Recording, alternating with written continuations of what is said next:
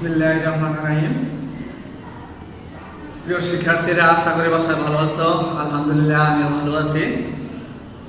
দেখো, দেখতে দেখতে প্রায় আমাদের দ্বিতীয় সেমিস্টার পরীক্ষা এসে গেল। এই দুর্যোগময় সময়ে আমরা বসবাস করছি, তারপরেও আমাদের বাস্তব জীবন কিন্তু অতিবাহিত হচ্ছে। সেই বাস্তবতায় আজকে আমি তোমাদের সামনে ভিডিও ক্লাস নিয়ে আসছি সৃষ্টি একাডেমিক স্কুলের পক্ষ থেকে। আজকে আমরা দেখবো, দেখো, ষষ্ঠ অধ্যায় থেকে একটি সৃজনশীল, যেটা বোর্ড পরীক্ষায় এসেছিল বিগত পরীক্ষাগুলো থেকে, সে প্রশ্নের ধারাবাহিকতায় দেখো আজকে আমরা তাহলে শুরু করি। দেখো, আজকের টপিক দেখো, গণমাত্রা ও লিমিটিং বিক্রিয়ক। এটা আমি 2020-তে উপস্থাপন করছি, এই জন্য লিখেছি 2020। তাহলে দেখো, দুইটি পাত্র নেওয়া আছে আমাদের, দুইটি পাত্রের মধ্যে দেখো কিছু দ্রবণ দেওয়া আছে। এগুলো দ্রবণ।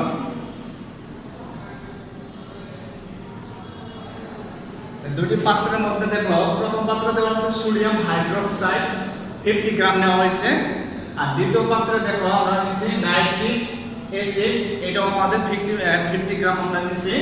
আর দুইটি পাত্রের আয়তন আমরা দেখাইছি, দেখো 500 মিলিলিটার, ml মানে মিলিলিটার। তাহলে দুইটি পাত্রের মধ্যে আমরা একটিতে নিচ্ছি কি সোডিয়াম হাইড্রোক্সাইড, যা ক্ষারীয় পদার্থ, এবং নাইট্রিক অ্যাসিড, যা অ্যাসিডীয় পদার্থ।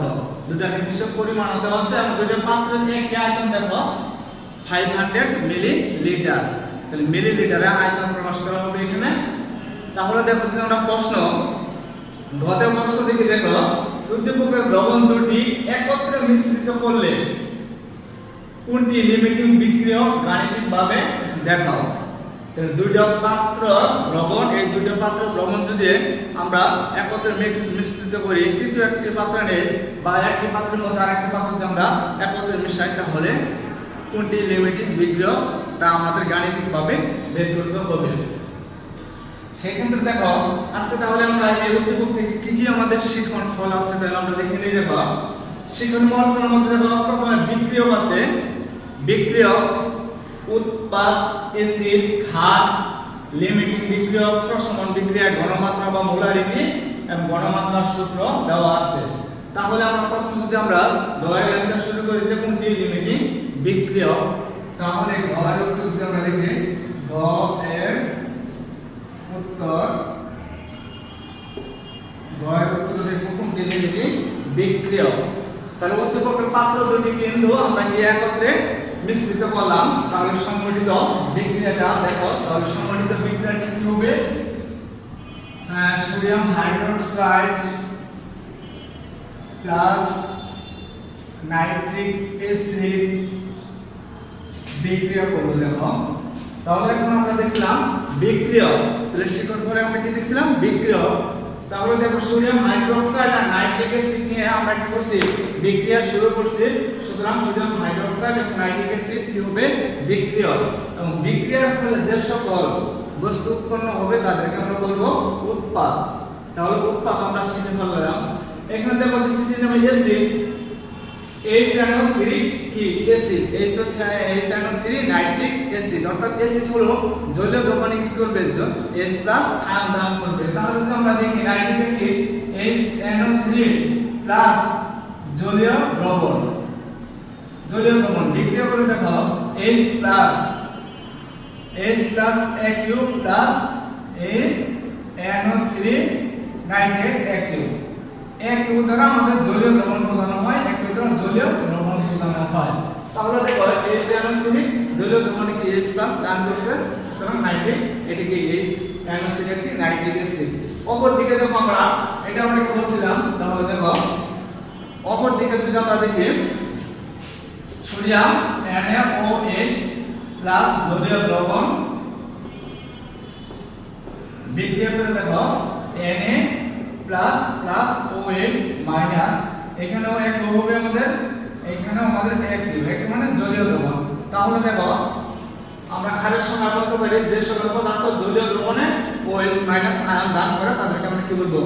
ক্ষার বলবো। সুতরাং সোডিয়াম হাইড্রোক্সাইড একটি ক্ষার। সোডিয়াম হাইড্রোক্সাইড কি একটি ক্ষার, আর HNO3 সংযোজক দ্রবণে H+ নাম করে, এইজন্য এটি একটি অ্যাসিড। বন্ধুরা তোমরা এটাও শিখেছিলে, দেখো আমরা এটাও জানি যে অ্যাসিড আর ক্ষার রসের মধ্যে অষ্টম শ্রেণীতে পড়ে আসলে অ্যাসিড এবং ক্ষার বিক্রিয়া করে কি তৈরি করে লবণ পানি, এটাকে বলা হয় প্রশমন বিক্রিয়া। তাহলে আমরা প্রশমন বিক্রিয়া শিখে গেলাম। তাহলে কি করবে, লবণ এবং পানি উৎপন্ন করবে। তাহলে দেখো ক্ষারের প্রথম অংশ প্লাস, দ্বিতীয় অংশ মাইনাস, এখানেও প্রথম অংশ প্লাস, এটাও আমরা মাইনাস। তাহলে এই প্লাস আইসা এই মাইনাসের সাথে বিক্রিয়া করবে, অপর দিকে প্লাস আইসা এই মাইনাসের সাথে, অর্থাৎ যোগের প্রথম অংশটা ক্যাটায়ন, দ্বিতীয় অংশটা অ্যানায়ন। ওই ক্যাটায়ন অংশটা তাহলে NaNO3। দেখো বন্ধুরা এটা হলো কি লবণ, এটা কি একটি লবণ, NaNO3 একটি লবণ প্লাস H+ আর OH, দেখো পানি উৎপন্ন করে, H+ OH কি পানি উৎপন্ন করে। তাহলে উদ্দীপকের বিক্রিয়াটি আমরা একত্র করলে কি তৈরি করলাম, লবণ পেলাম, লবণ প্লাস পানি। সুতরাং এটি একটি বিক্রিয়া, প্রশমন বিক্রিয়া। এটি একটি বিক্রিয়া, প্রশমন বিক্রিয়া। আচ্ছা, এই যে প্রশমন বিক্রিয়া, এখন দেখো আমাদের লিমিটিং বিক্রিয়া বের করতে বলছে। কি বিক্রিয়া বের করতে বলছে? লিমিটিং বিক্রিয়া। লিমিটিং বিক্রিয়া বের করতে গেলে তাহলে প্রথম আমরা আণবিক ভর বের করব। দেখো তাহলে সোডিয়ামের আণবিক ভর 23, অক্সিজেনের 16, হাইড্রোজেনের 1, তাহলে আমরা এখানে পেয়েছি 40। এখানে দেখো হাইড্রোজেনের আণবিক ভর 1, নাইট্রোজেনের আণবিক ভর 14 প্লাস অক্সিজেনের আণবিক ভর 16 * 3, তাহলে এখানে আমরা কত পেলাম 63। এদেরকে আমরা গ্রামে প্রকাশ করব, গ্রাম। এখন দেখো আমাদের প্রশ্ন বলছে উদ্দীপকের বিক্রিয়ার জন্য আমরা একত্র করলাম, একত্র করার পর লিমিটিং বিক্রিয়ক বের করতে বলছে। তো লিমিটিং বিক্রিয়কের সংজ্ঞায় আমরা বলতে পারি যে সকল বিক্রিয়ককে বিক্রিয়া করে অবশিষ্ট থাকবে না, পাত্রের মধ্যে অবশিষ্ট থাকবে না, শেষ হয়ে যাবে, ফুরিয়ে যাবে।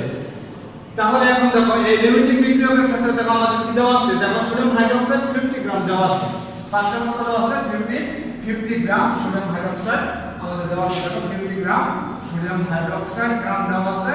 এটাও আমাদের নাইট্রিক অ্যাসিড, এখানেও 50 গ্রাম নাইট্রিক অ্যাসিড দেওয়া আছে। এখন দেখো আমরা বন্ধুরা বিক্রিয়া থেকে আমরা কি লিখতে পারি, যে বিক্রিয়া থেকে লিখতে পারি দেখো 40 গ্রাম সোডিয়াম হাইড্রোক্সাইড বিক্রিয়া করার জন্য আমাদের নাইট্রিক অ্যাসিড কতটুকু প্রয়োজন হচ্ছে, 63 গ্রাম। এটা আমরা বিক্রিয়া থেকে লিখতে পারি। অতএব আমরা লিখবো দেখো 40 গ্রাম সোডিয়াম হাইড্রোক্সাইড বিক্রিয়া করার জন্য প্রয়োজন, 40 গ্রাম সোডিয়াম হাইড্রোক্সাইড বিক্রিয়া 40 gram sodium hydroxide 40 gram sodium hydroxide 40 gram sodium hydroxide 40 gram sodium hydroxide এর সাথে বিক্রিয়া করার জন্য HNO3 বিক্রিয়া করার জন্য তখন HNO3 প্রয়োজন,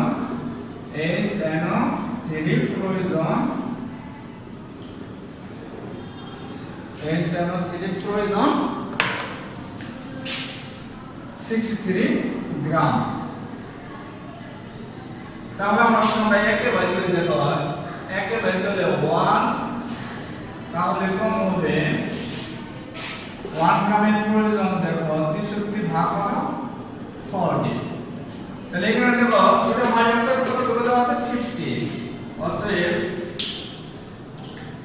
50 গ্রাম সোডিয়াম হাইড্রোক্সাইডের জন্য আমাদের নাইট্রিক অ্যাসিড প্রয়োজন, তাহলে বেশি হবে 63 * 50 / 40। তাহলে ক্যালকুলেশন করো বন্ধুরা, ক্যালকুলেশন করলে দেখো আসে দেখো 70 ক্যালকুলেশন করো 78.75 গ্রাম, 78.75 গ্রাম লাগতেছে আমাদের কি নাইট্রিক অ্যাসিড লাগতেছে। তার মানে নাইট্রিক অ্যাসিড আমরা বলতে পারি কি নাইট্রিক অ্যাসিড আমাদের কিন্তু অনেক আগে কিন্তু শেষ হয়ে গেছে। কারণ নাইট্রিক অ্যাসিড আমরা দেখো জানি লিমিটিং বিক্রিয়কের সময় জানি যে সকল বিক্রিয়ক বিক্রিয়া করে কি করবে শেষ হয়ে যাবে। তাহলে দেখো দেখি দুটো বিক্রিয়ক ছিল সোডিয়াম হাইড্রোক্সাইড এবং নাইট্রিক অ্যাসিড, তারা বিক্রিয়া করলো, বিক্রিয়া করে না সোডিয়াম নাইট্রেট লবণ প্লাস পানি উৎপন্ন করলো। এইটুকু আমাদের প্রয়োজন নাই। বিক্রিয়া করার সময় দেখো তাহলে আমরা দেখতেছি দেখো সোডিয়াম হাইড্রোক্সাইড 50 গ্রাম দেওয়া ছিল আর নাইট্রিক অ্যাসিড আমাদের 50 গ্রাম দেওয়া ছিল। বিক্রিয়া থেকে দেখো 40 গ্রাম সোডিয়াম হাইড্রোক্সাইড এর সাথে বিক্রিয়া করার জন্য 63 গ্রাম লাগতেছে আমাদের নাইট্রিক অ্যাসিড। এটাই কত অত 50 সাথে দেওয়া আছে 50, অর্থাৎ সোডিয়াম হাইড্রোক্সাইড 50 গ্রাম বিক্রিয়া করার জন্য নাইট্রিক অ্যাসিড লাগতেছে দেখো 78.75 গ্রাম, কিন্তু দেওয়া আছে দেখো কত 50, তার মানে অনেক কম দেওয়া আছে, অনেক কম দেওয়া আছে, মানে অনেক আগে কিন্তু শেষ হয়ে গেছে। সেক্ষেত্রে লিখতে পারি অর্থাৎ লিখতে পারি দেখো তাহলে আমরা নাইট্রিক অ্যাসিড লাগতেছে নাইট্রিক অ্যাসিড কি আমাদের কি লাগতেছে আরো প্রয়োজন লিখতে পারি NO3 আরো লাগবে বা প্রয়োজন। তাহলে দেখি 78 - 50 গ্রাম, তাহলে কতটুকু লাগতেছে 28.75 গ্রাম আমার কি লাগতেছে দেখো। আর অর্থাৎ সোডিয়াম হাইড্রোক্সাইড 50 গ্রাম বিক্রিয়া করার জন্য নাইট্রিক অ্যাসিড আরো লাগতেছে 28.75 গ্রাম। তাহলে আমরা আবারও বলি দেখো যে বিক্রিয়ক কি বিক্রিয়া করে শেষ হয়ে যায়, তাহলে এই বিক্রিয়ক এর সাথে বিক্রিয়া করতে এতটুকু লাগতেছে, তার মানে সে আগেই এতটুকু পরিমাণের আগে সে কিন্তু কি হয়েছে শেষ হয়ে গেছে। এই জন্য আমরা কি বলতে পারি যে এখানে কি হবে নাইট্রিক NO3 কি হবে কি লিমিটিং বিক্রিয়ক, NO কি হবে লিমিটিং বিক্রিয়ক হবে।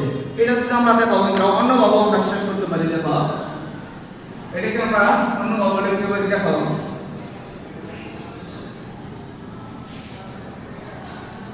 লিখতে পারি দেখো বিক্রিয়া থেকে এখন তো উল্টা দিকে লিখতে 63 গ্রাম নাইট্রিক অ্যাসিড এর সাথে বিক্রিয়া করার জন্য NaOH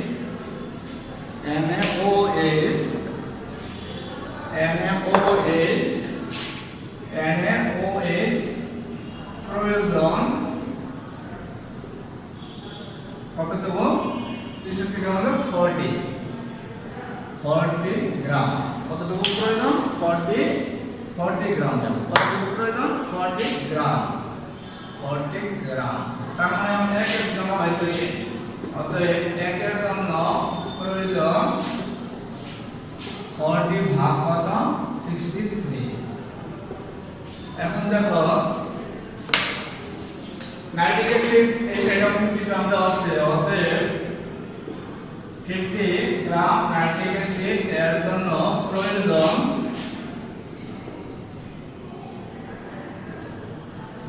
63। তাহলে দেখা যাচ্ছে এখানে আমাদের কতটুকু লাগতেছে দেখো লাগতেছে 31.75 গ্রাম। এখানে আমরা কি দেখতে পারি উল্টা ভাবে কাজ করি, তাহলে 50 গ্রাম সোডিয়াম নাইট্রিক অ্যাসিড এর সাথে বিক্রিয়া করার জন্য আমাদের কতটুকু লাগতেছে 50 গ্রাম সোডিয়াম নাইট্রিক অ্যাসিড 50 গ্রাম নাইট্রিক অ্যাসিড 50 গ্রাম নাইট্রিক অ্যাসিড এর সাথে বিক্রিয়া করার জন্য সোডিয়াম হাইড্রোক্সাইড লাগতেছে 31। অর্থাৎ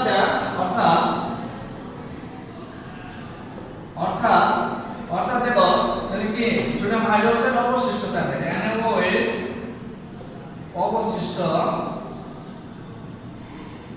থাকে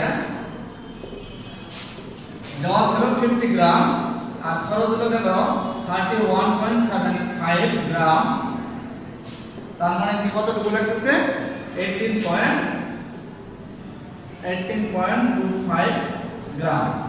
তার মানে 50 গ্রাম নাইট্রিক অ্যাসিড এর সাথে বিক্রিয়া করার জন্য সোডিয়াম হাইড্রোক্সাইড লাগতেছে আমাদের 31.75 গ্রাম, অর্থাৎ সোডিয়াম হাইড্রোক্সাইড কিন্তু পাত্র দেওয়া আরো থেকে যাচ্ছে কত 18.25 গ্রাম। তাহলে আমরা সংজ্ঞায় বলতে পারি যে বিক্রিয়া কি করে বিক্রিয়া করে শেষ হয়ে যায় তাকে আমরা লিমিটিং বিক্রিয়ক বলি। উল্টাটা যে বিক্রিয়ক বিক্রিয়া করে কি পাত্র থেকে যায় তাহলে তার উল্টাটা থেকে গেলে সে লিমিটিং হবে না। তাহলে এখান থেকে পাত্র থেকে গেলে কি সোডিয়াম হাইড্রোক্সাইড এত গ্রাম পাত্র থেকে গেল, তার মানে শেষ হয়ে গেল কি নাইট্রিক অ্যাসিড শেষ হয়ে গেল, সরে গেল বিক্রিয়া করে। সুতরাং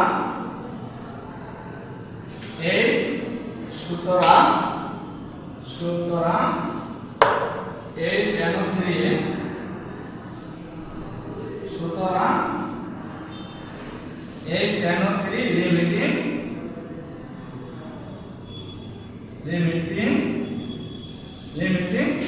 লিমিটিং বিক্রিয়ক।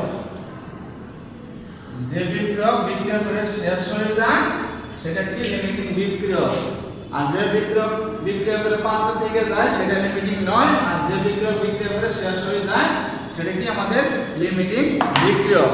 তাহলে আজকে দেখো আমরা লিমিটিং বিক্রিয়ক বুঝতে পারলাম। তো লিমিটিং বিক্রিয়ক অবশ্যই তাহলে কি জিনিসটা যে তুমি প্রথমে বিক্রিয়া করবে, বিক্রিয়াটা কিন্তু অনেক সময় দেওয়া থাকতে পারে। দেখো এই বছর এসএসসি পরীক্ষা হয় লিমিটিং বিক্রিয়া পরীক্ষা আসছিল, তাহলে কি প্রথমে বিক্রিয়াটা দেওয়া থাকতে পারে, বিক্রিয়া সংগঠিত করতে হবে। সেক্ষেত্রে দেখো আমরা আণবিক ভরের পরিমাণ দেওয়া থাকবো, এত সাথে এত বিক্রিয়া করে অথবা এত সাথে এত বিক্রিয়া করে যেটা অবশিষ্ট থাকবে না সেটা হবে লিমিটিং বিক্রিয়ক, অর্থাৎ যেটা অবশিষ্ট থাকবে তার বিপরীতটা হবে। তখন আমরা দেখতে পেয়েছি নাইট্রিক অ্যাসিড এখানে লিমিটিং বিক্রিয়ক। আশা করি সবাই বুঝতে পারছো। ভালো থাকো, সুস্থ থাকো, আসসালামু আলাইকুম।